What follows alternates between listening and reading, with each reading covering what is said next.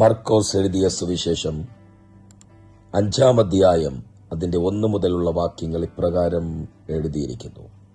അവർ കടലിന്റെ അക്കരെ ഗദരദേശത്തെത്തി. പടകിൽ നിന്ന് ഇറങ്ങിയ ഉടനെ അശുദ്ധാത്മാവുള്ള ഒരു മനുഷ്യൻ കല്ലറകളിൽ നിന്ന് വന്ന് അവനെ എതിരേറ്റു. അവന്റെ പാർപ്പ് കല്ലറകളിൽ ആയിരുന്നു. ആർക്കും അവനെ ചങ്ങല കൊണ്ട് പോലും ബന്ധിച്ചുകൂടാഞ്ഞു. പലപ്പോഴും അവനെ വിലങ്ങും ചങ്ങലയും കൊണ്ട് ബന്ധിച്ചിട്ടും അവൻ ചങ്ങല വലിച്ചു പൊട്ടിച്ചും വിലങ്ങ് ഉരുമി ഒടിച്ചു കളഞ്ഞു. ആർക്കും അവനെ അടക്കുവാൻ കഴിഞ്ഞില്ല. അവൻ രാവും പകലും കല്ലറകളിലും മലകളിലും ഇടവിടാതെ നിലവിളിച്ചും തന്നെത്താൻ കല്ലുകൊണ്ട് ചതച്ചും പോന്നു. അവൻ യേശുവിനെ ദൂരത്തുനിന്ന് കണ്ടിട്ട് ഓടി വന്ന് അവനെ നമസ്കരിച്ചു. പ്രിയരെ, നമ്മൾ വളരെയധികം പലവട്ടം കേട്ടും പഠിച്ചും ധ്യാനിച്ചതുമായിട്ടുള്ള ഒരു തിരുവെഴുത്താണ്. ലെഗ്യോൻ എന്ന് പറയുന്ന ഒരു മനുഷ്യനെ അത്ഭുതകരമായി കർത്താവ് വിടുവിക്കുന്ന ഒരു അനുഗ്രഹിക്കപ്പെട്ട തിരുവെഴുത്ത്.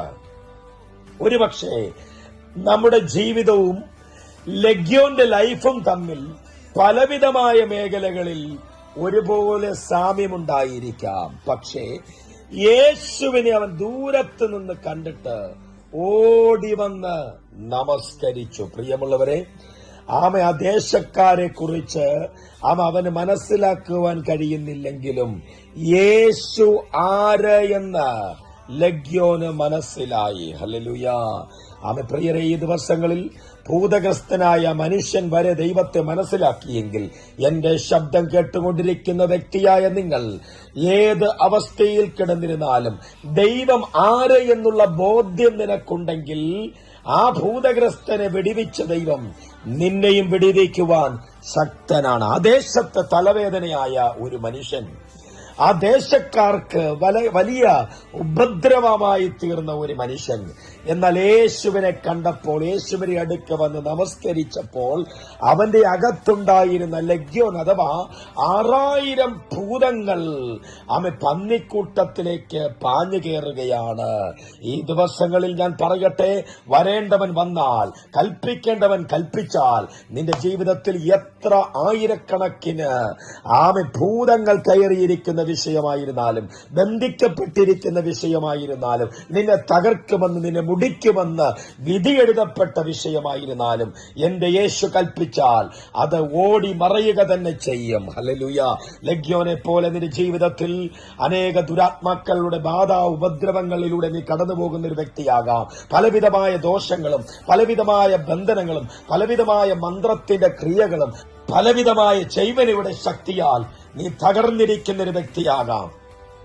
ആരെന്നെ സഹായിക്കും, ആരെന്നെ വിടുവിക്കുമെന്ന് ചിന്തിച്ച് നിലവിളിച്ചു കൊണ്ടിരിക്കുന്ന വ്യക്തിയാണോ, യേശുവിന്റെ അടുക്കലേക്ക് ഓടി വരിക.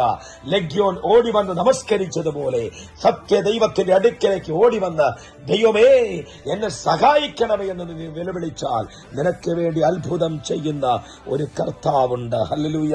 ഭൂതഗ്രസ്തനായ മനുഷ്യൻ ആ ദേശത്ത് പിന്നെ അറിയപ്പെട്ടത് ഒരു സാധാരണ ഒരു വ്യക്തിയായിട്ടല്ല, അവനൊരു ഇവാഞ്ചലിസ്റ്റായി അല്ലെങ്കിൽ കർത്താവിനെ കുറിച്ച് വെളിപ്പെടുത്തുന്ന ഒരു വ്യക്തിയായി മാറ്റപ്പെട്ടു. ഹല്ലേലൂയ. അവൻ സൗഖ്യമാകുക മാത്രമല്ല, അതിൽ 20-ാം വാക്യത്തിൽ പറയുന്നു, അവൻ പോയി യേശു തനിക്ക് ചെയ്തതൊക്കെയും ദെക്കപ്പൊലി നാട്ടിൽ ഘോഷിച്ചു തുടങ്ങി. എല്ലാവരും ആശ്ചര്യപ്പെടുകയും ചെയ്തു. സകലരും, ആ ദേശത്തിലുള്ള എല്ലാവരും ആശ്ചര്യപ്പെടത്തക്ക നിലകളിൽ അവനെ ദൈവം മാറ്റിയെങ്കിൽ, നീ ആയിരിക്കുന്ന ദേശത്ത്, നീ ആയിരിക്കുന്ന പട്ടണത്തിൽ സകലരും ആശ്ചര്യപ്പെടത്തക്ക നിലകളിൽ ഒരു വലിയ മാറ്റം കർത്താവ് വരുത്തുവാൻ പോകുകയാണ്.